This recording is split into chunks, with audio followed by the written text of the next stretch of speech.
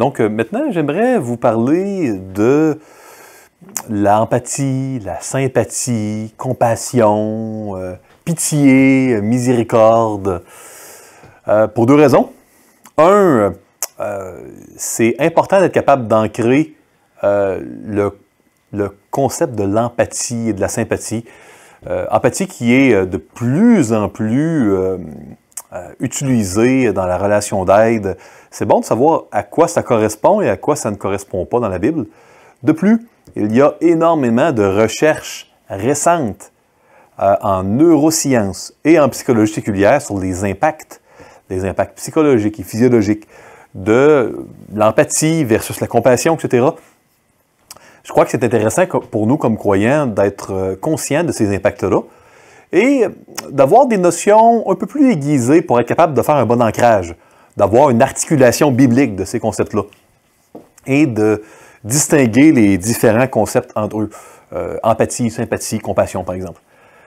Donc, la théologie de la compassion va venir à la fin de ma présentation. J'aimerais commencer par vous présenter quelques définitions séculières ainsi que quelques opinions séculières qui circulent beaucoup présentement chez les chercheurs en neurosciences qui s'intéressent au thème de la compassion, de la pitié, de l'empathie, etc. J'aimerais remercier vraiment le Dr Rachel Thibault qui m'a aimablement autorisé à utiliser plusieurs diapositives provenant de ses formations sur la neurologie de la compassion. Le terme sympathie a quasiment disparu de la nouvelle nomenclature. On parle d'empathie maintenant. Je vais chercher à vous convaincre d'un point de vue biblique que, pour toute fin pratique, ça semble être dans l'articulation biblique des synonymes, mais on comprenait vraiment en psychologie et en neurologie séculière que la sympathie était vraiment de se mettre vraiment à la place de l'autre, au niveau pas seulement de l'émotion, mais au niveau du comportement. Et ça, c'était quelque chose qui était nocif quand on s'associe trop étroitement à quelqu'un qui souffre. L'empathie était de dire non, il n'y aura pas de synchronisation au niveau comportemental avec la personne qui souffre, mais je vais vraiment chercher à ressentir ce que la personne ressent. Et comme il y avait un focus vers la douleur de la personne, l'empathie ne motive pas vers l'action, peut devenir toxique quand quelqu'un souffre parce que la personne a très très mal. Si la personne qui va à ses côtés se met à devenir très, très préoccupée par la souffrance à un point où elle ne pense qu'à ça, le même résultat va survenir et elle va devenir souffrante. On parle ici de détresse empathique à cause du focus sur la souffrance. Nous ne sommes pas faits pour le déni, pour nier, bloquer la souffrance. Nous ne sommes pas faits non plus pour être centrés et focusé sur la souffrance. Dieu nous appelle à avoir les yeux ailleurs, les yeux vers le ciel. C'est la compassion qui est l'émotion saine. C'est ce qu'on sait maintenant en neurologie, en neurosciences, qui nous amène vers l'avant. Bonne nouvelle, c'est définitivement ce que la parole de Dieu enseigne depuis très longtemps, bien avant que ces recherches-là soient documentées. En recherche, la compassion est souvent définie comme une réponse vertueuse qui cherche à adresser la souffrance à travers une compréhension relationnelle et une action. En d'autres mots, la compassion, elle tient compte de l'empathie, mais au lieu d'être centrée sur la douleur, on la sent, mais on est centré vers le soulagement et vers la bienveillance et vers l'amour et on est centré vers le bien de la personne, pas seulement la douleur et enlever la douleur. L'empathie, c'est on sent la douleur de la personne et on va souffrir avec elle aussi longtemps qu'elle a mal et on n'est pas nécessairement en mode d'aller vers l'avant. Il y a une forme de loyauté à l'état d'être souffrant et à l'étiquette que la souffrance est l'ennemi, qu'il faut chercher à éliminer. Dans l'empathie, il y a un peu comme si on disait pas question de se donner du repos avant que la souffrance soit éliminée. pas question d'accepter la souffrance. Dans la compassion, on ressent la souffrance, on ne la nie pas, mais peut-être qu'elle va rester. Puis maintenant, comment la personne peut aller mieux, puis peut aller vers l'avant. Il y a ce vecteur vers l'avant-là qui s'ajoute et puis qui pourrait être défini d'un point de vue séculier dans les recherches, la compassion. La compassion implique l'affection, la cognition ainsi que la motivation à répondre à la souffrance. Okay? La compassion implique également que la personne qui est témoin de la souffrance ressente de la bienveillance. On ressent, comme dans l'empathie, la souffrance également, mais on ressent de la bienveillance, puis un désir d'aider. La compassion est la forme que prend l'amour altruiste lorsqu'il est confronté à la souffrance de l'autre. Vouloir le bien de l'autre, ressentir sa souffrance, vouloir le bien. Puis pour cela, il faut se sentir concerné, préoccupé par la souffrance de l'autre, prendre conscience qu'il souffre, souhaiter qu'il soit guéri. On doit avoir de la bienveillance. Pas de bienveillance, ben pas de compassion. On peut avoir de l'empathie, ressentir la douleur de l'autre sans avoir de la bienveillance. Mais empathie plus bienveillance, là, on tombe dans la compassion.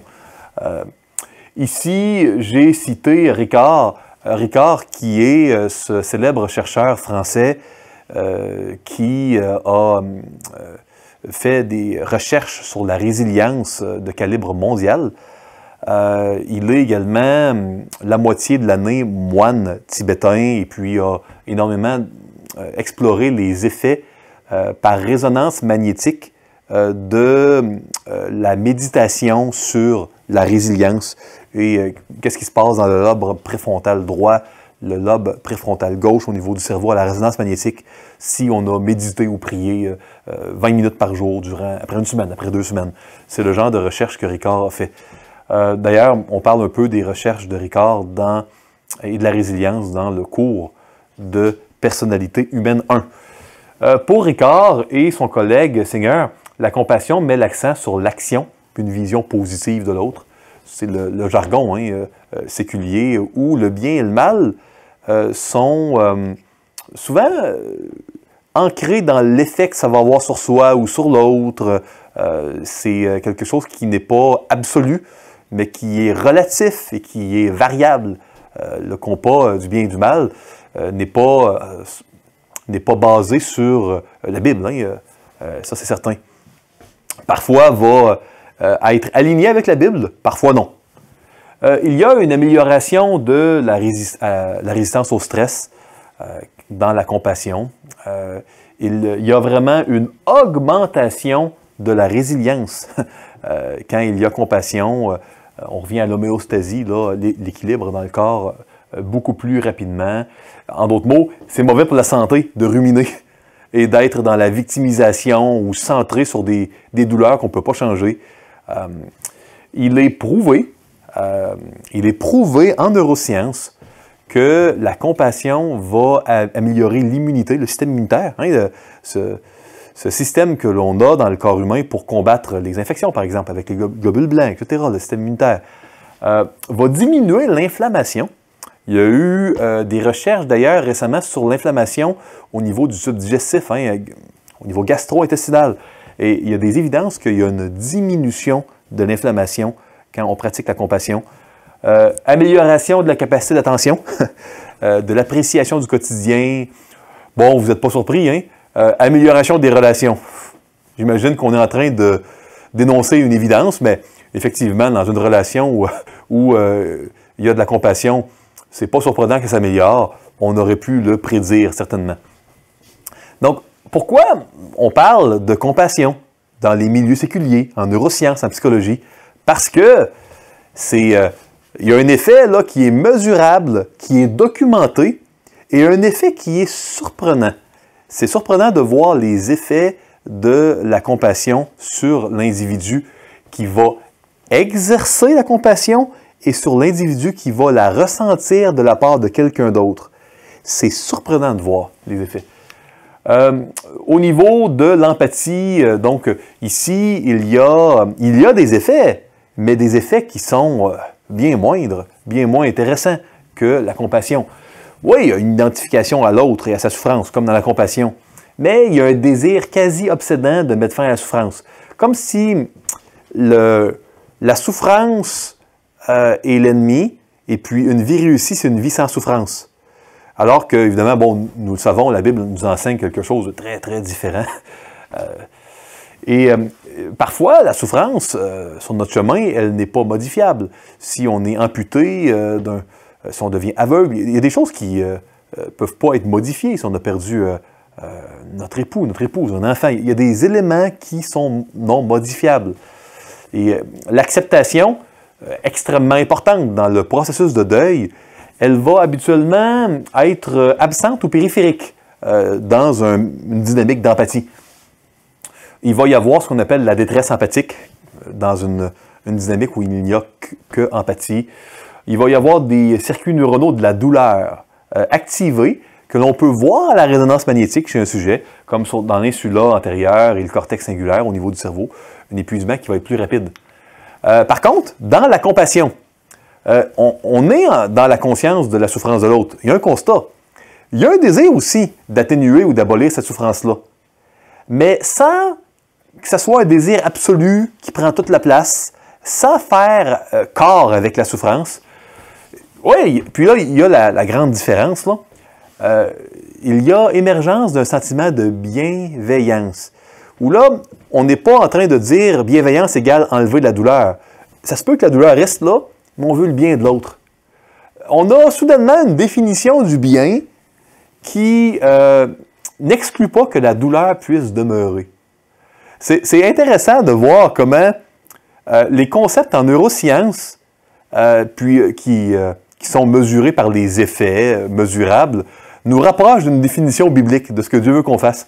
C'est quelque chose qui est vraiment intéressant, puis qui devrait, je crois, nous amener à être émerveillés par la précision et la profondeur des Saintes Écritures qui nous enseignent tout cela depuis des milliers d'années. Hein? Donc, il y a émergence d'un sentiment de bienveillance centré sur le bien-être que je souhaite à l'autre et non sur sa souffrance actuelle. Il y a un discours intérieur congruent, puis centré sur une vision positive. Activation des centres neuronaux qui sont étroitement associés à l'amour maternel, à la gratification profonde, au sentiment d'être relié à l'autre positivement. Cortex orbitofrontal, médian, striatum, ventral, l'aire tegmentale ventrale, qui est, souvenez-vous, hein, la porte d'entrée, là, l'aire tegmentale ventrale du circuit de la récompense, hein, avec le nucleus accumbens puis la dopamine. Donc ça, c'est pour ceux et celles qui ont entendu là, notre discussion sur les dépendances, puis toxicomanie, circuit de la récompense. Donc ici, il va y avoir vraiment là, un effet à cet endroit-là. Pas surprenant que parfois, on voit des résultats là, fascinants dans les démarches d'aide où il y a de la compassion, où il y a de l'amour, il y a de la bienveillance, démarches d'aide à la toxicomanie et aux dépendances. Et pas surprenant que parfois, on voit une prévalence plus accrue de dépendance et de certains exutoires dans des endroits où c'est dur, où il n'y a pas beaucoup d'affection ou de compassion. Maintenant, la toxicomanie et les dépendances sont le fruit d'une équation à plusieurs variables qu'il ne faut pas simplifier d'une manière binaire, comme s'il y avait seulement un ou deux éléments qui causent cet effet-là. Un noyau du tronc cérébral, noyau accumbens, hein, le nucleus accumbens, nucleus qui est noyau en latin, l'insula médiane, pallidum et le putamen. Il y a des affects positifs qui vont être inversement associés au burn-out. En d'autres mots, dans la compassion, il va y avoir, plus il y en a, de la compassion puis un désir de bienveillance de l'autre, ça diminue les chances statistiques de faire un épuisement, un burn-out. C'est ce que la phrase ici veut dire.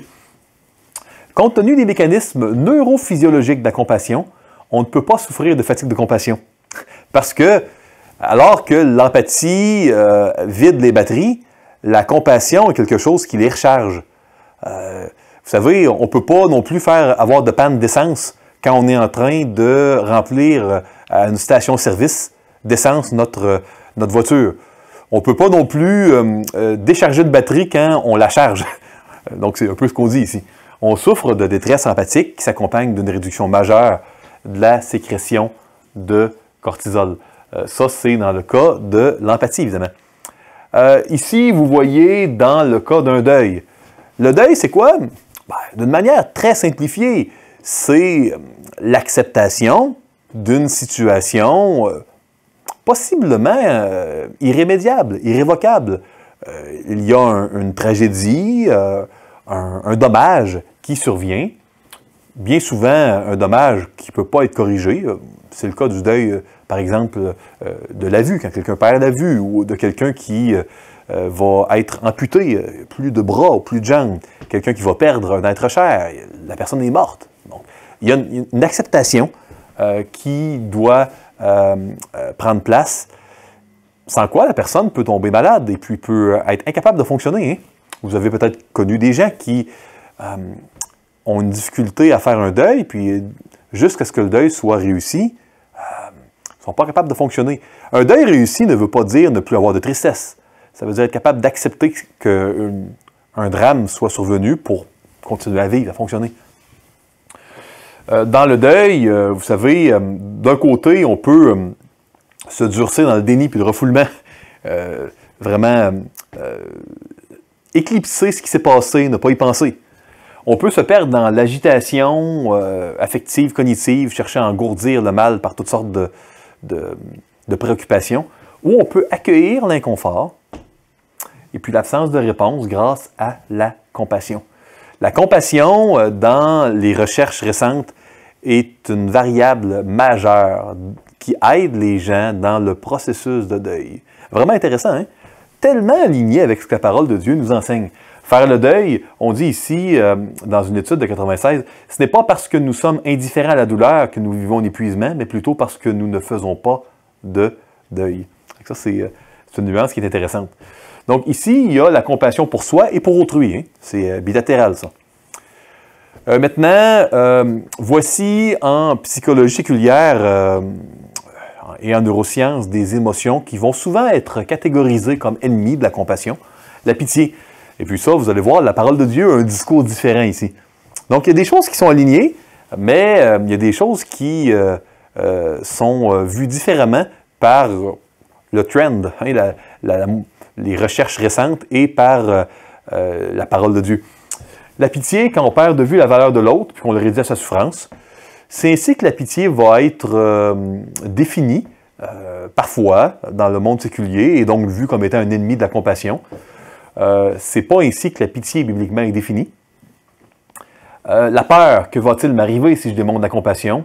Est-ce que je vais m'effondrer devant la détresse de l'autre? L'autre va-t-il envahir ma vie? Avez-vous déjà rencontré quelqu'un qui a eu de la difficulté à mettre des limites dans une relation d'aide? Peut-être que ça a été votre cas ou dans l'Église, vous avez rencontré des gens qui ont cherché à aider quelqu'un qui avait des besoins insatiables, des besoins sans fin.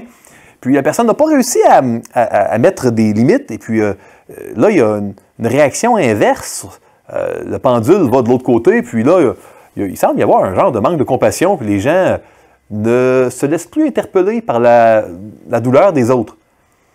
Ça, c'est ce qui arrive quand on met Dieu hors de l'équation dans une démarche d'aide. Vous savez, si on aide quelqu'un au nom de Dieu pour Dieu, pas pour le bénéfice secondaire, la reconnaissance des autres ou de la personne, si on le fait vraiment pour Dieu, indépendamment des résultats, on ne peut jamais se brûler. C'est parce que nous sommes des êtres faillibles et brisés, on porte en nous la brisure du péché originel. C'est pour ça que parfois, on va mal le faire et que là, ça va nous amener à mal mettre des limites. Quand on fait des choses pour Dieu, on n'a pas besoin de mettre des limites comme une fin en soi. Les limites deviennent... se mettre toute seule à bien des égards par le focus et l'accent sur ce que Dieu veut qu'on fasse et ce que Dieu ne veut pas qu'on fasse, ce qui est la responsabilité de la personne versus celle de Dieu versus la nôtre. Il y a des limites souvent qui vont se mettre un peu toutes seules. Je suis pas en train de dire qu'il n'y a pas des précautions à prendre, mais la peur est souvent une réponse qui est erronée à une erreur.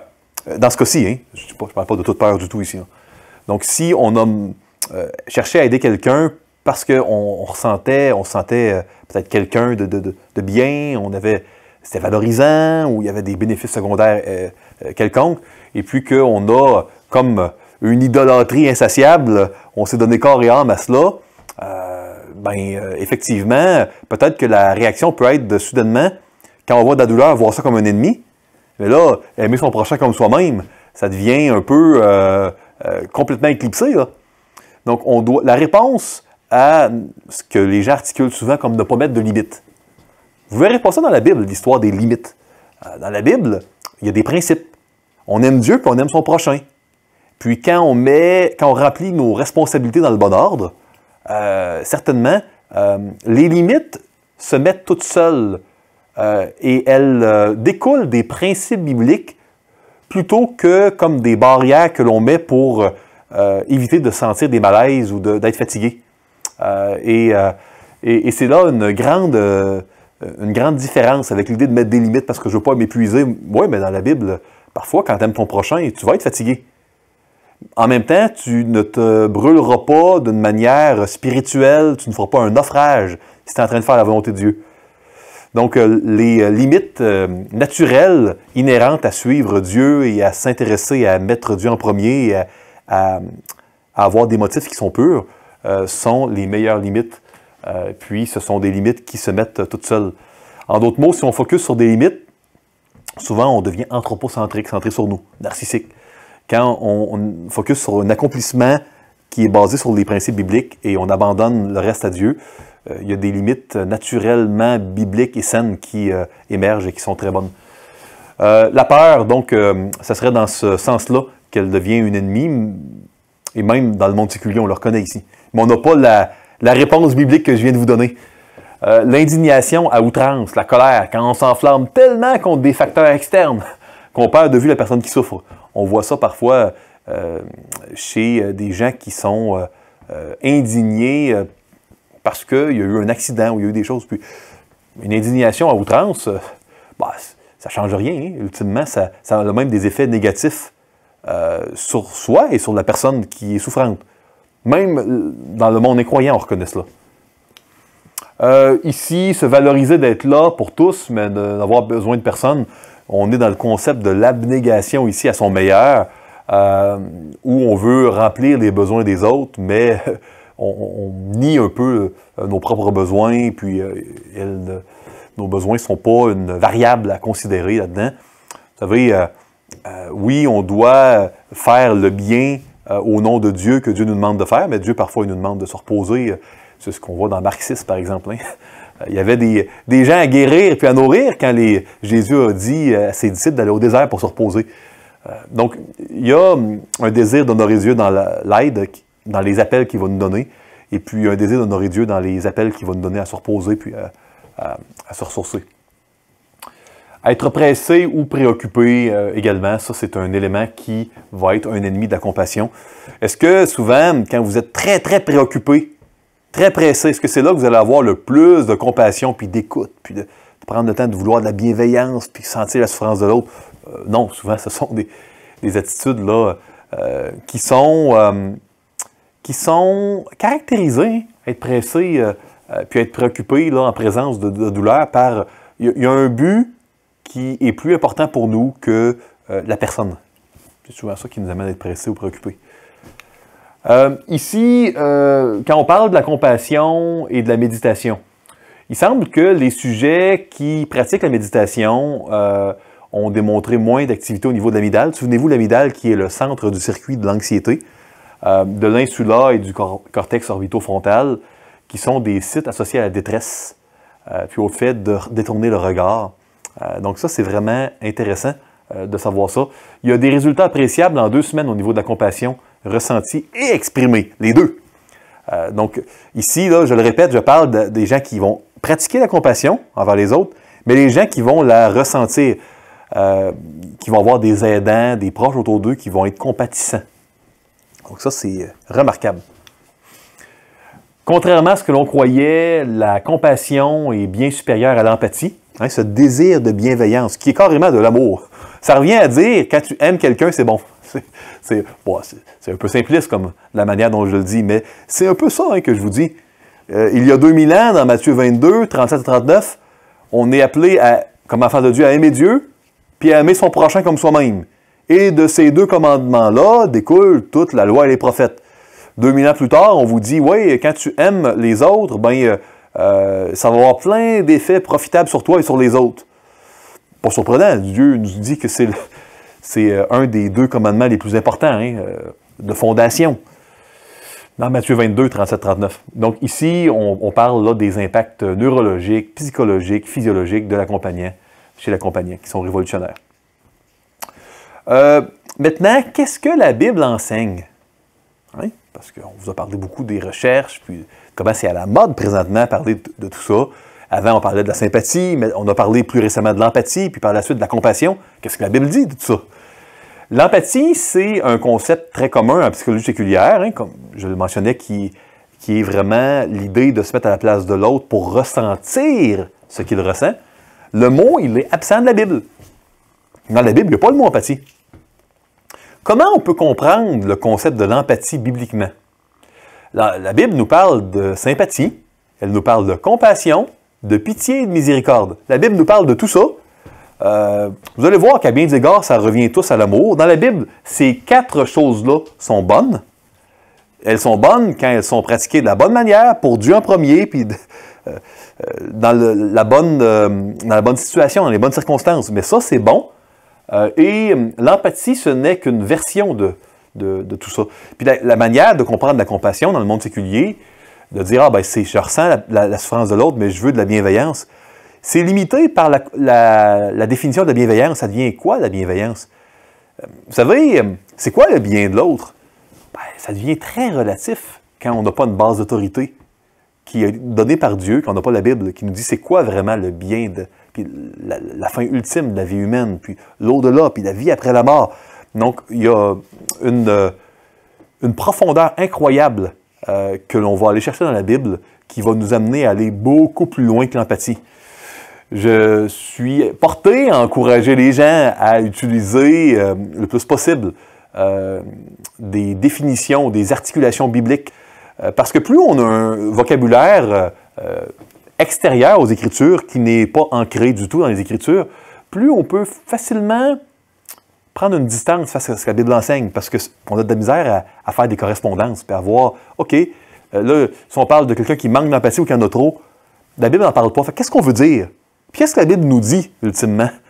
Qu'on n'est pas en train de discuter ou de réfléchir durant le temps où on parle d'empathie. C'est pas mal d'utiliser le concept d'empathie, mais c'est intéressant, puis très judicieux, très utile d'aller vers un ancrage biblique. Sympathie. Ici, on parle du mot grec sum pathéo. Avoir ou montrer de la sympathie, c'est dans un lexique grec comme le bidag, c'est souffrir avec. C'est ça que ça veut dire. Voici un exemple, Hébreux 4.15. Car nous n'avons pas un souverain sacrificateur qui ne puisse sympathiser à nos infirmités. Mais nous en avons un qui a été tenté en toutes choses, comme nous, à part le péché. C'est ce que on voit dans Hébreux 4.15. Dans Hébreux 10 maintenant.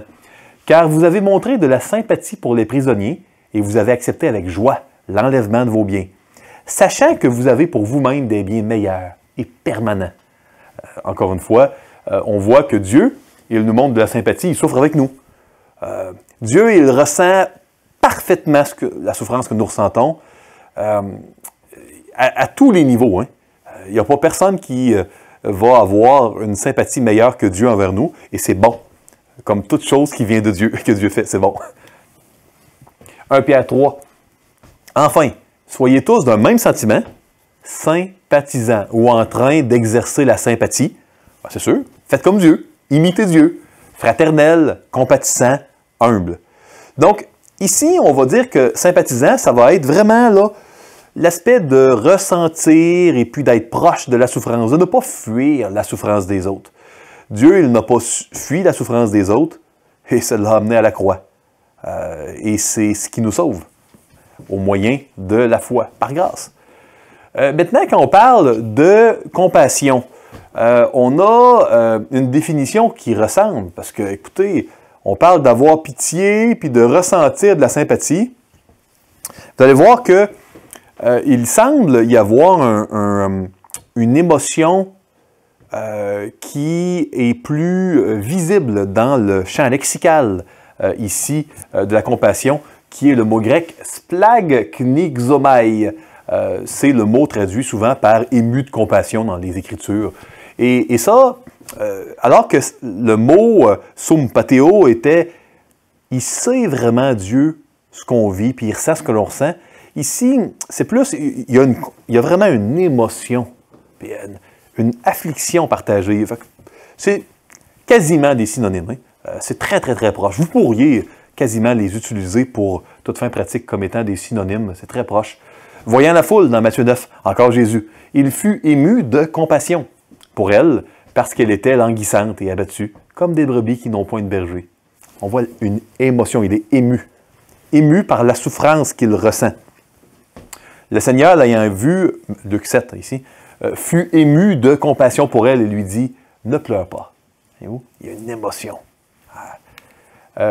Luc 10, mais un Samaritain qui voyageait étant venu là, fut ému de compassion lorsqu'il le vit.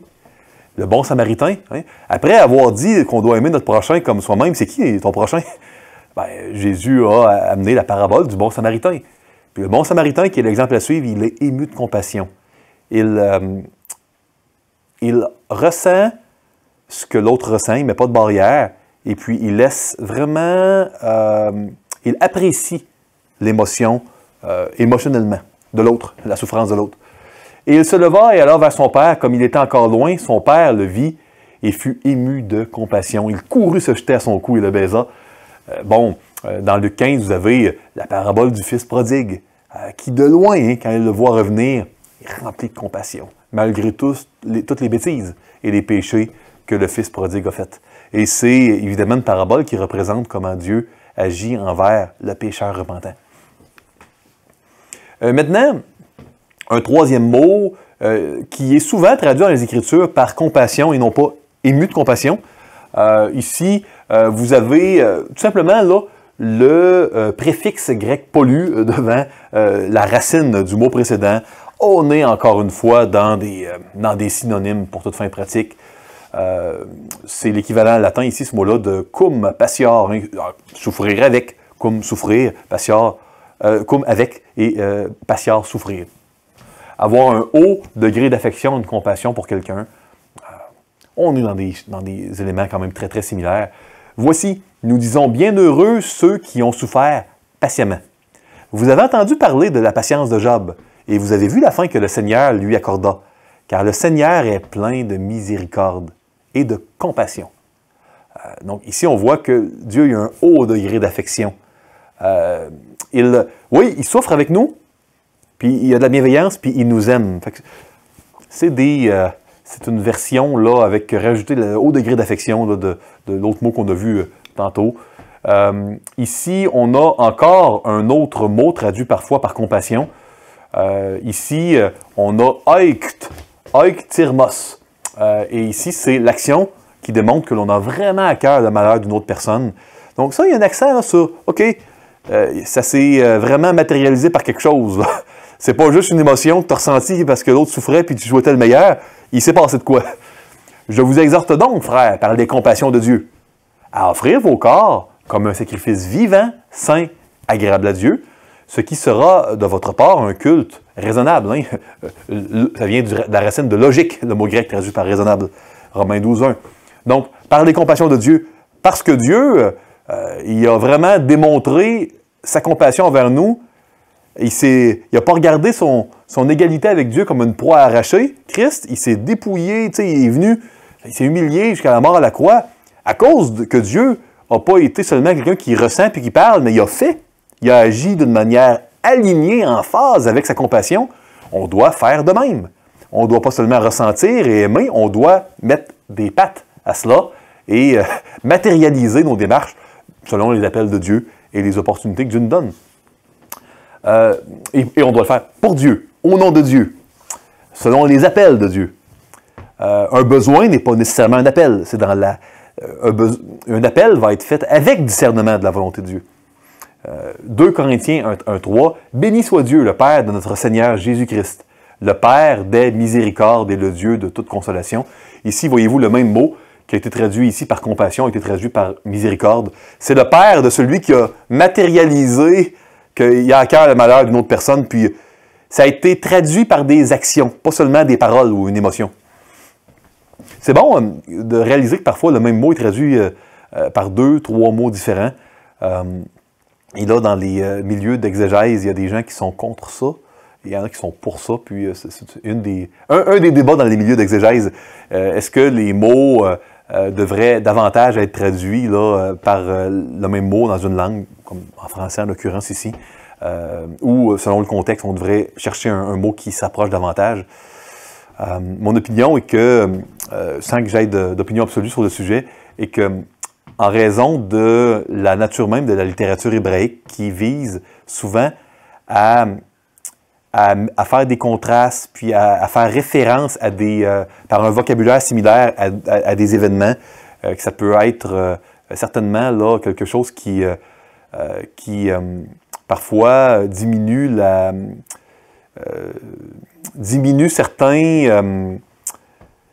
certains effets littéraires qui sont présents dans les originaux quand on traduit un mot hébraïque par 20 mots différents dans une langue. Mais bon, ça c'est un autre débat, puis c'est une autre question. Philippiens 2.1. Si donc il y a quelques consolations en Christ, puis comprenez ici, là, il y a au moins quatre formes de si différents en grec. Ici, ça serait... Comprenez qu'il y a ici un genre de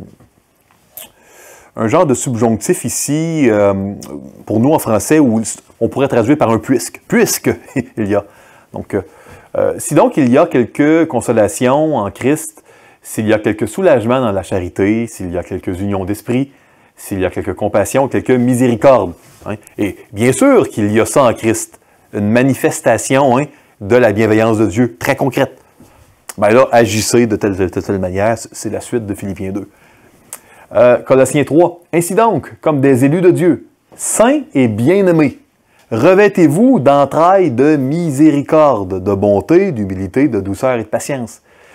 C'est un des passages ici qui nous encourage, qui nous commande de rechercher certaines émotions, mais pas comme une fin en soi, mais qui va nous amener à l'action. La Bible n'est pas contre la recherche d'émotions. La Bible va réglementer la recherche d'émotions. On doit rechercher dans la Bible les bonnes émotions au bon moment, pour les bonnes raisons, au bon endroit, et le faire pour la bonne personne, pour le bon motif. En d'autres mots, Philippiens 4.4, on doit se réjouir dans le Seigneur, toujours. On doit rendre grâce en toutes choses, on doit rechercher les larmes parfois dans Jacques. Ici, on doit rechercher puis à se revêtir d'entrailles de miséricorde, pas comme une fin en soi, dans la trajectoire, le vecteur de honorer et chérir Christ par-dessus toute autre chose. Hébreux 10, celui qui a violé la loi de Moïse meurt sans miséricorde, sur la déposition de 2 ou de 3 témoins. Bon, ici, comprenez une chose, on est dans un cadre d'alliance. Dans une alliance, il y a des bénédictions reliées à l'alliance quand on remplit les conditions, il y a des malédictions reliées à l'alliance si on ne remplit pas les conditions. Dans la Nouvelle Alliance, Christ a rempli les conditions à notre place, mais il faut comprendre qu'il y a des impacts de remplir une alliance, d'obéir et de désobéir. Et il y en a même dans la Nouvelle Alliance. Mais la beauté, c'est que l'alliance ne sera pas rompue parce que Christ, il s'est assuré là, qu'elle soit pleinement accomplie par sa mort à la croix. Donc, ici, on dit, celui qui viole là, la loi là, de Moïse, dans l'alliance mosaïque, il meurt sans qu'il puisse bénéficier de la bénédiction d'alliance et des effets de l'alliance. Donc ça, c'est un peu l'usage ici. Et ici, avoir pitié, ou parfois aussi traduit par avoir miséricorde. Le verbe « éléo », éléos, miséricorde, le verbe « éléo », avoir grandement à cœur une personne dans le besoin, ça ressemble beaucoup. « Heureux les miséricordieux, car ils obtiendront miséricorde ». Matthieu 9, étant parti de là, Jésus fut suivi par 2 aveugles qui criaient « Aie pitié de nous, fils de David ». Aie-nous à cœur, nous qui sommes dans le besoin. Et là, c'est ce qu'on voit là qui interpelle Jésus. Jésus qui est miséricorde, incarné. Dans Matthieu 15, ça c'est intéressant. Et voici une femme cananéenne qui venait de ses contrées et lui cria « Aie pitié de moi, Seigneur, fils de David. Ma fille est cruellement tourmentée par le démon. » Un passage qui peut sembler à quelqu'un d'externe raciste parce qu'il dit « Hey, moi j'ai été amené pour les brebis d'Israël, puis on n'est pas supposé donner la nourriture des enfants aux chiens, puis tout ça. » Puis quand on lit, on dit « Oh, hey, ça semble raciste. Pourtant, Jésus ne peut pas être raciste. » Puis il y a un contexte vraiment là, pour bien comprendre ce que Jésus est en train de dire. Jésus n'est pas raciste. Ici, on voit vraiment qu'il y a un appel à Dieu, un appel à l'aide, un appel à la compassion. « Seigneur, aie pitié de mon fils, qui est lunatique et qui souffre cruellement. Il tombe souvent dans le feu et souvent dans l'eau. » Matthieu 17. Et dans Matthieu 18, « Ne devais-tu pas aussi avoir pitié de ton compagnon, comme j'ai eu pitié de toi? » On est dans le même registre que d'aimer son prochain comme soi-même, de pardonner parce qu'on était pardonné par Dieu, etc. Jésus l'enseigne clairement, hein? Une compréhension, en tout cas pour moi c'est très clair, saine de l'Évangile amène une impossibilité à prendre la décision de pardonner. Je ne parle pas d'émotion de pardon, ici, qui peuvent être parfois exclues de l'équation. Je parle d'une décision de pardonner. Car il est dit à Moïse, « Je ferai miséricorde à qui je fais miséricorde et j'aurai compassion de qui j'ai compassion. » Encore une fois, il y a l'aspect de l'alliance. On ne peut pas espérer avoir les bénédictions de l'alliance, on n'est pas dans l'alliance. Comprenez? Oui, en Christ, plus d'enfer, plus de mort éternelle. Si on n'est pas en Christ et puis qu'on n'a pas né de nouveau, on ne peut pas espérer bénéficier de quelque chose qu'on ne veut pas. Vous comprenez? Et c'est la même chose dans l'Ancienne Alliance. Romains 9, 18. Ainsi, il fait miséricorde à qui il veut et il endurcit qui il veut. 2 Corinthiens 4. C'est pourquoi, ayant ce ministère, selon la miséricorde qui nous a été faite, hein, il y a une manifestation de la bonté et de la sensibilité et de la compassion de Dieu, nous ne perdons pas courage. Écoutez, je vous donne des exemples. Il y en a partout dans la Bible. Je me suis limité beaucoup au Nouveau Testament. J'ai amené quelques exemples de l'Ancien. Il y en aurait tellement plus. On pourrait rester toute la journée ici ensemble. C'est pour vous montrer qu'il y a plusieurs mots. Ce qui est découvert, puis étudié, puis récemment en neurosciences, et les gens sont surpris, on a les bons paramètres de cela dans la Bible, et on l'a partout. C'est au centre vraiment du message de Dieu et de l'Alliance. C'est en lien avec qui est Dieu, et c'est pour ça que ça a des effets quand on le pratique. À cause que c'est en lien avec qui est Dieu. Et on est des créatures créées à l'image de Dieu. Il a été malade, en effet, et tout près de la mort, mais Dieu a eu pitié de lui, et non seulement de lui, mais aussi de moi, afin que je n'eusse pas tristesse sur tristesse, dans Philippiens 2, 27. 1 Timothée, moi qui étais auparavant un blasphémateur, un persécuteur, un homme violent, mais j'ai obtenu miséricorde parce que j'agissais par ignorance dans l'incrédulité. Mais j'ai obtenu miséricorde afin que Jésus-Christ fît voir en moi le premier toute sa longanimité, pour que je servisse d'exemple à ceux qui croiraient en lui pour la vie éternelle. Vous qui autrefois n'étiez pas un peuple, et qui maintenant êtes le peuple de Dieu, vous qui n'aviez pas obtenu miséricorde, et qui maintenant avez obtenu miséricorde. Donc, Dieu, il est compassion, mais il faut comprendre qu'il nous donne le moyen de pouvoir en jouir à travers l'Alliance, à travers l'Évangile. On ne peut pas espérer obtenir miséricorde si on refuse le moyen par lequel Dieu veut nous le donner. Maintenant, permettez-moi de vous donner un mot important, très important, parce que Dieu l'utilise pour dire qui il est. Fait que c'est un mot qui est utilisé par Dieu pour décrire son identité. C'est le mot hébraïque « racham », traduit par « miséricorde » souvent dans les Bibles. Parfois compassion, parfois amour. J'aime, pour moi, le traduire par miséricorde et garder le chesed dont j'ai déjà parlé dans une autre formation comme amour de l'Alliance. Mais bon, c'est des concepts qui se ressemblent. Hein? Donc, d'une traduction à l'autre, ça va différer. L'Éternel répondit, « Je ferai passer devant toi toute ma bonté, et je proclamerai devant toi le nom de l'Éternel. Je fais grâce à qui je fais grâce, et miséricorde à qui je fais miséricorde. » Dans Exode 33. Et là, dans Exode 34, c'est quand Dieu crie qui il est à Moïse. Hein? Et l'Éternel passa devant lui et s'écria, « L'Éternel, l'Éternel, Dieu miséricordieux et compatissant. » Et là, le chacham est traduit par miséricordieux ici. Lent à la colère, riche en bonté et en fidélité. Donc, ici, vous allez voir là, la description de l'identité de Dieu. Pas surprenant que ça nous fasse du bien quand on le fait à nous, aux autres. C'est relié à qui est Dieu. Rien de ce qui sera dévoué par interdit ne s'attachera à ta main, afin que l'Éternel revienne de l'ardeur de sa colère, qu'il te fasse miséricorde et grâce, et qu'il te multiplie comme il l'a juré à tes pères, dans Deutéronome 13. 1 Roi 8. Pardonne à ton peuple ses péchés et toutes ses transgressions contre toi. Excite la compassion de ceux qui les retiennent captifs, afin qu'ils aient pitié d'eux. Ici, dans 1 Roi 8, nous sommes dans une prière de dédicace que le roi Salomon fait après avoir bâti le temple. Une prière formidable qui s'est avérée être prophétique à bien des égards. Parce qu'on se demande peut-être pourquoi Daniel il priait 3 fois par jour en direction de Jérusalem. Il y avait là une mention de cela dans la prière de Salomon.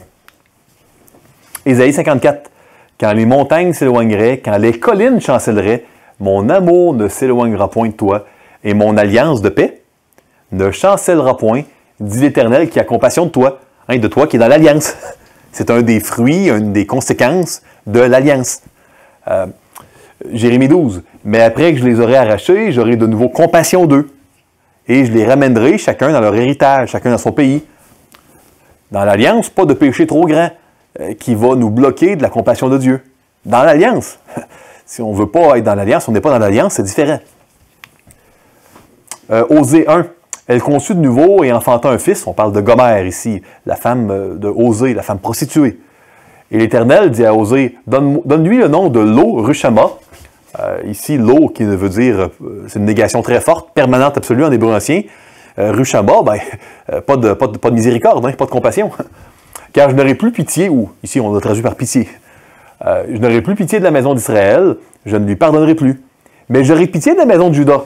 Je les sauverai par l'Éternel leur Dieu, et je ne les sauverai ni par l'arc, ni par l'épée, ni par les combats, ni par les chevaux, ni par les cavaliers. Alors l'ange de l'Éternel prit la parole et dit, l'Éternel des armées, jusqu'à quand n'auras-tu pas compassion de Jérusalem et des villes de Juda, contre lesquelles tu es hérité depuis 70 ans? Zacharie 1, 12. Donc, ici, on voit vraiment comment à l'intérieur de l'Alliance, on peut espérer, d'une manière assurée, sûre et certaine, les plus grandes compassions, pitié, miséricorde de Dieu. Donc, ce que j'aimerais que vous reteniez, c'est aimer Dieu, aimer votre prochain, faites toute action d'amour au nom de Dieu sans avoir à craindre les conséquences pour les autres. L'absence de conséquences ou les résultats des autres, ça appartient à Dieu. Sans avoir à craindre votre sort, cherchez seulement à faire la volonté de Dieu avec sagesse, selon les paramètres de Dieu décrits dans la Bible, et puis vous allez être dans une excellente posture. Les recherches modernes les plus récentes nous le prouvent. En espérant que cette discussion à la fois scientifique et biblique ait pu vous être utile. Que Dieu vous bénisse.